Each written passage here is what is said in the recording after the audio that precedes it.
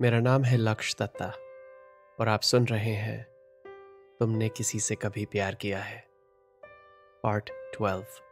मुझको हुई ना खबर। प्रिया, मैंने आज तक सलोनी के बारे में किसी को नहीं बताया है, तो मुझे नहीं पता कि तुम उसके बारे में क्या सोच रही हो, तुम मेरे बारे में क्या सोच रही हो।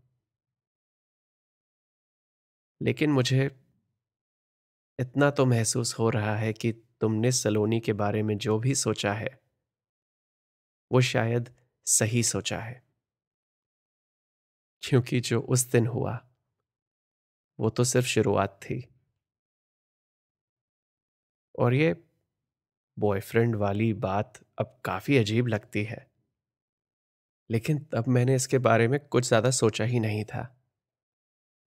मैंने अपने आप को बस ये तसल्ली दे दी कि मैंने भी कभी उसे राधा के बारे में नहीं बताया था, तो अब मैं कौन होता हूं उसे जज करने वाला। शायद मैं तब अपने आप को इतना पसंद नहीं करता था, तो इसीलिए मैंने इस बारे में ज्यादा सोचा नहीं कि सलोनी मुझे कितना पसंद करती है। मैं बस ये जानता था कि अब सलोनी मेरा नया प्यार है। ये प्यार ज्यादा गहरा नहीं था और मैं शायद इससे ज्यादा प्यार के लायक भी नहीं था। आई थिंक मुझे इस बार तुम्हें पहले से ही बता देना चाहिए कि ये सलोनी वाला सपना सिर्फ 2 महीने चला। जून 1 1994 को शुरू हुआ, 31 जुलाई को खत्म हुआ। और इन दोनों फैसलों में मेरा कोई हाथ नहीं था। ऐसा ही रिश्ता बन गया था मेरा और सलोनी का। वो हर बात में मुझसे 3-4 कदम आगे थी और मैं बस उस पर फिदा था, क्योंकि सलोनी के साथ हर दिन नया था। लेकिन सलोनी के साथ हर दिन सलोनी के मुताबिक ही चलता था। फॉर एग्जाम्पल, मेरा 18th बर्थडे, और तुम्हें पता है कि मैं 2 पंजाबी पेरेंट्स की एक लौती औलाद हूं, तो काफी बड़ा दिन था ये उनके लिए। और वो आगे दिल्ली मुझे सरप्राइज देने के लिए एक रात पहले। और इत्तेफाक से अगली सुबह जून 19 मेरा इंटरव्यू था सेंट स्टीवेंस में, इकोनॉमिक्स ऑनर्स। मेरा अब तक का सबसे बड़ा सपना कुछ ही घंटे दूर था। 3 साल मेहनत करी थी मैंने इस दिन के लिए। लेकिन जब रात के 12 बजे, तो मैं ना तो अपने मम्मी पापा के साथ था, ना ही मुझे चिंता थी कि अगली सुबह इंटरव्यू में क्या होगा, क्योंकि सलोनी ने मेरे लिए एक पार्टी प्लान करी थी अपने दोस्तों के साथ, जिनमें से मैं किसी को नहीं जानता था। लेकिन उस रात मैं इतना खुश था क्योंकि सलोनी ने मुझे ये जता दिया था कि उसने जो मेरे लिए किया ये बहुत बड़ी बात थी और मुझे बहुत खुश होना चाहिए। प्रिया, अगर तुम सोच रही हो कि मैं इतना क्या शब्द बोलूं जिससे खुद को बुरा ना लगे, नादान। अगर तुम सोच रही हो कि मैं इतना नादान कैसे बन गया कि एक लड़की को अपनी जिंदगी का पूरा काबू दे दिया, तो बस ये याद रखो कि एक 18 साल का लड़का अगर एक बहुत ही खूबसूरत लड़की के साथ है जिसको सब चाहते हैं, तो उस लड़की के लिए काफी आसान है उस लड़के से हर बात मनवाना। अगर सलोनी का बस चलता तो मैं सेंट स्टीवेंस की जगह उसके साथ किसी आर्ट्स कॉलेज में अप्लाई करता। इसी बात से अपने आप को मना लेता कि कम से कम कुछ फैसले तो मैं अपने लिए खुद लेता था। तो अब आते हैं 19 जुलाई। सुबह ही पता चला कि मैं सेंट स्टीवेंस के इकोनॉमिक ऑनर्स में एडमिट हो गया हूं।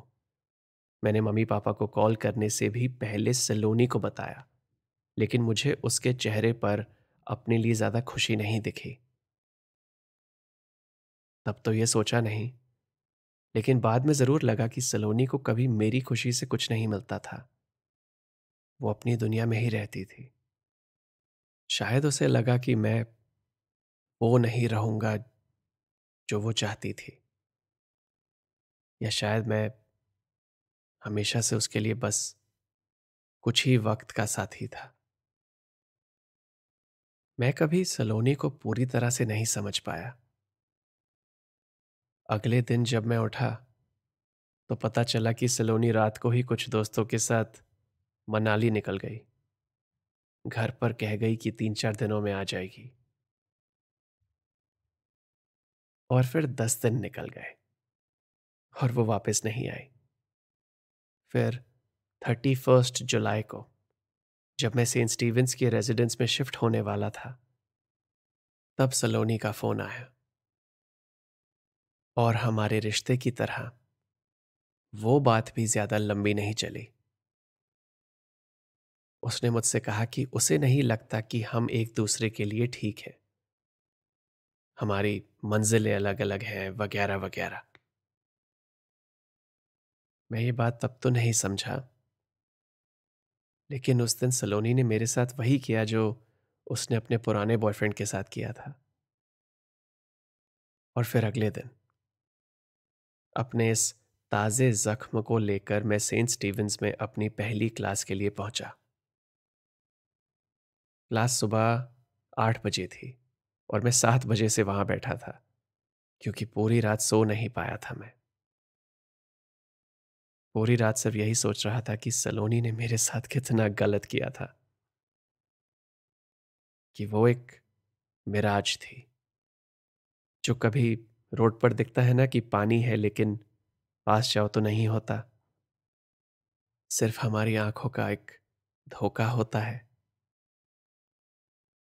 अगर हमारी आंखें भी धोखा खा सकती हैं तो दिल क्यों नहीं। प्रिया, मेरी हर सोच खुदगर्ज थी, क्योंकि सोचना तो मुझे ये चाहिए था कि जो मेरे साथ हुआ वो हुआ, लेकिन जो मैंने राधा के साथ किया था वो तो इससे भी ज्यादा गलत था। लेकिन अभी वक्त नहीं आया था मेरा अपने आप से ऐसी बातें करने का, अपने फैसलों की जिम्मेदारी लेने का। क्योंकि उस दिन लेक्चर हॉल में 7:50 पर मेरी दाई तरफ से एक आवाज आई, क्या ये सीट खाली है? क्या ये सीट खाली है? आवाज पुरानी थी। मुड़ के देखा तो उन्हीं आंखों को पाया जो 4 साल पहले जग्गी के घर के गेट पर खड़ी मुझे देख रही थी। माया।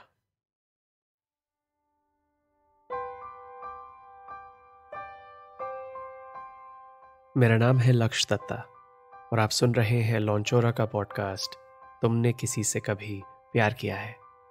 ये एपिसोड आपको कैसा लगा मुझे बताइए इंस्टाग्राम पर @LAKSHYA.D। और वहाँ आपको मेरी बायो लिंक में मिलेंगे मेरे और लॉन्चोरा के बाकी सारे podcast, as well as links to our online store, जहाँ आप मेरे बनाए कुछ प्रोडक्ट्स खरीद सकते हैं to support me and my podcast. Priya की कहानी अभी बाकी है। मिलते हैं अगले एपिसोड में, जिसका नाम है पार्ट 13, आंखों की गुस्ताखियां।